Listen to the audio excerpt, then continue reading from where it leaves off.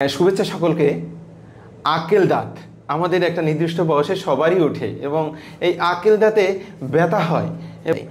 এর কি কি ঘরোয়া চিকিৎসা পদ্ধতি রয়েছে এবং কেন ব্যথা হচ্ছে এই বিষয়কে আমরা সমস্ত তথ্যের উত্তর জানবো। আজকে আমরা পেয়েছি ডাক্তার তানিয়া সুলতানা ম্যাডামকে। ম্যাডাম কর্মরত আছেন ডেন্টাল বিশেষজ্ঞ এবং সার্জন হিসেবে খুলনা মেডিকেল কলেজ হাসপাতালে।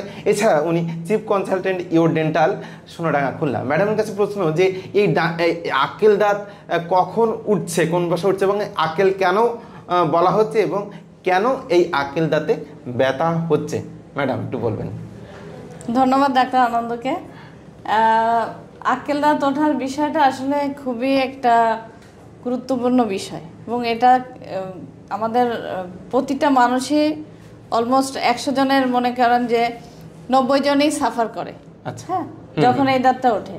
তো দাঁতটা আক্কেল দাঁত বলা হচ্ছে এই কারণে যে এটা বেশিরভাগ দাঁতই 12, 13, 14 বছরের মধ্যে উঠে যায়। 7 নম্বর দাঁত বলি যেটাকে, 7 নম্বর পর্যন্ত। আর আক্কেল দাঁত হলো 8 নম্বর দাঁত আমাদের আর্চের। এটা ওঠে 17 থেকে 25 বছরের ভিতরে। যেহেতু একটু বয়সে ওঠে সেজন্য আমরা এটাকে উইজডম টিথ বলে, আক্কেল দাঁত বলা হয়। হ্যাঁ হ্যাঁ হ্যাঁ, আপনার প্রথম প্রশ্নের উত্তর এটা। হ্যাঁ হ্যাঁ। তাহলে এরপরের প্রশ্ন আমরা মনে করছি যে এই আক্কেল দাঁতে ওঠার পর কেন ব্যথা হচ্ছে, এত বেশি ব্যথা হয় কেন? আচ্ছা, যেহেতু এটা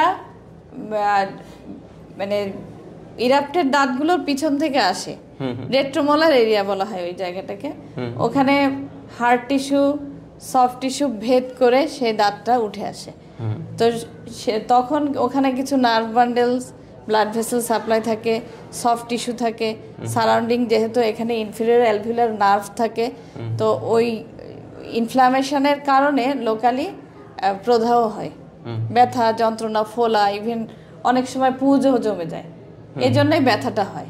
পেরিকরোনাল টিস্যু, দাঁত যে উঠছে দাঁতের পাশের পেরিকরোনাল টিস্যু বলা হয়, যে গাম যেটা মাড়ি, ওই মাড়ির মধ্যে একটা প্রদাহ হয়, ব্যথা হয়, পেরিকরোনাইটিস বলা হয় যেটাকে। এই জন্যই ব্যথা হয়। এখন জানেন যে প্রদাহ হলে যা যা হয়, ব্যথা হয়, ফোলা হয়, ওখানে গরম গরম অনুভূতি হয়, এই এক্সট্রা ওরাল সোয়েলিংও হয়ে যায়, অনেক সময় বাইরে থেকে ফুলে যায়। এখন এটার রিমেডি আছে। এখানে রিমেডি বলতে আমরা প্রথমত একটা অ্যান্টিবায়োটিক দিই, যেহেতু বেশিরভাগ ক্ষেত্রে ইনফেকশন হয়ে যায়, একটা অ্যান্টিবায়োটিক দিতে হয়। সাথে অ্যান্টি ইনফ্লামেটরি ড্রাগস দেওয়া হয়, একটা মাউথওয়াশ, অ্যান্টিসেপটিক মাউথওয়াশ, আর প্রপার ক্লিনিং, একটু হালকা গরম পানিতে লবণ দিয়ে কুলকুচি করা। এটা ফার্স্ট টাইম, কিন্তু এটা যদি রিপিটেডলি হতে থাকে তখন আমরা আর একটা এক্সরে করবো। প্রথমত এক্সরে বলতে আমরা অর্থোপ্যান্টোমোগ্রাম, ওপিজি এক্সরে যেটা বলি, একটা দাঁতের মধ্যে সেটা সম্পূর্ণ চোয়ালের ছবি চলে আসে। ওপিজি এক্সরেতে আমরা যদি দেখি দাঁতটা সোজা আছে, তাহলে আমরা যদি বয়স অল্প থাকে, যে 17 বা 18, 19, কিছু সময় আমরা সময় নিই যে দাঁতটাকে উঠতে দেওয়ার জন্য একটু টাইম দেওয়া হয়। তো সে যদি স্পেস থাকে এবং দাঁতের পজিশন সোজা থাকে, তাহলে অনেক ক্ষেত্রে আর ইনফেকশন না হয়ে এটা পরবর্তীতে ঠিক মতো উঠে যায় দাঁতটা। কিন্তু এই ইনফেকশন যদি আবারও হয়, আবারও বলতে 2 বা 3 বার, থার্ড টাইম হয়ে যায়, এটা এক্সরেতে যদি সোজাও থাকে বা অনেক ক্ষেত্রে, বেশিরভাগ ক্ষেত্রে বাঁকা থাকে। এই যে আমি এটাকে এই মডেলটা দিয়ে একটু বোঝাতে পারি, যে দেখা যাচ্ছে এরকম সোজা আছে কিন্তু সে উপরে আর উঠতে পারছে না। হ্যাঁ, তখন ইনফেকশন হয়, সারাউন্ডিং এরিয়াতে ইনফেকশন হয়। রিপিটেডলি হলে এটা আমরা তখন সার্জিক্যাল এক্সট্রাকশন করে এটাকে ফেলে দিতে হবে।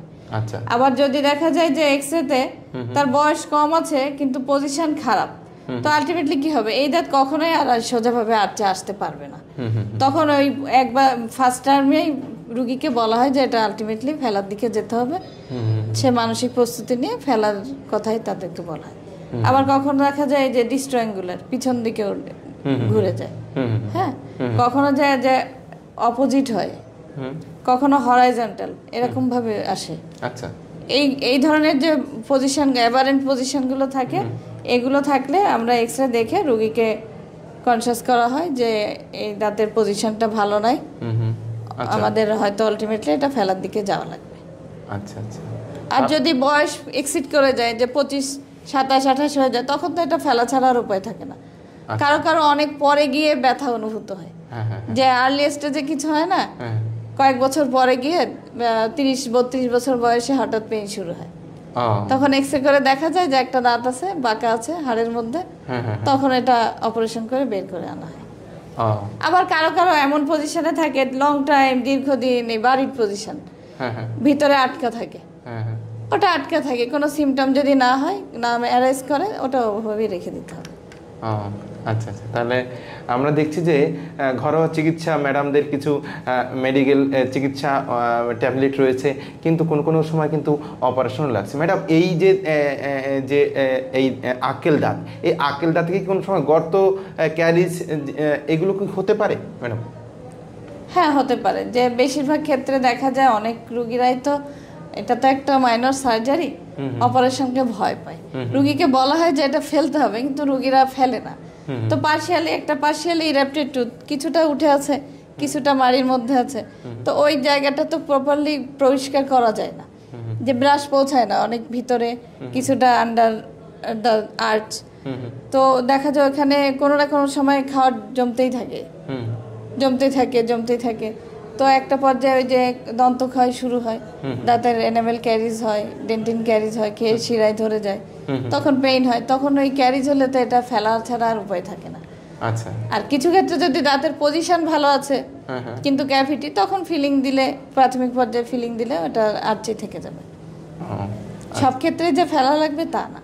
তাহলে আমরা দেখলাম যে সব ক্ষেত্রে যে আক্কেল দাঁত ভয়াবহ তা না, কোনো ক্ষেত্রে কিন্তু দাঁতটা ফেলাও লাগে, আবার কোনো ক্ষেত্রে মেডিকেল যে চিকিৎসা রয়েছে, খাবার যে ট্যাবলেট কিংবা কিছু ঘরোয়া চিকিৎসা, ম্যাডাম বললেন যে গরম যে পানি দিয়ে গার্গেল করা, এখানে করতে গেলে কিন্তু আমাদের এই আক্কেল দাঁত নিয়ে যে এত ভয় ভীতির আসলে অত বেশি কারণ নাই। ম্যাডামের কাছ থেকে আমরা জানলাম। আজকে আমরা ছিলাম ডাক্তার তানিয়া সুলতানা, ডেন্টাল বিশেষজ্ঞ এবং সার্জন, খুলনা মেডিকেল কলেজ হাসপাতাল।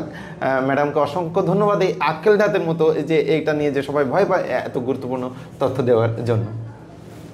ধন্যবাদ ডাক্তার আনন্দকে এত ইনফরমেটিভ একটা স্বাস্থ্য বিষয়ক অনুষ্ঠানে আমাকে আমন্ত্রণ জানানোর জন্য। ধন্যবাদ সকলকে, সবাইকে ধন্যবাদ সাথে থাকার জন্য।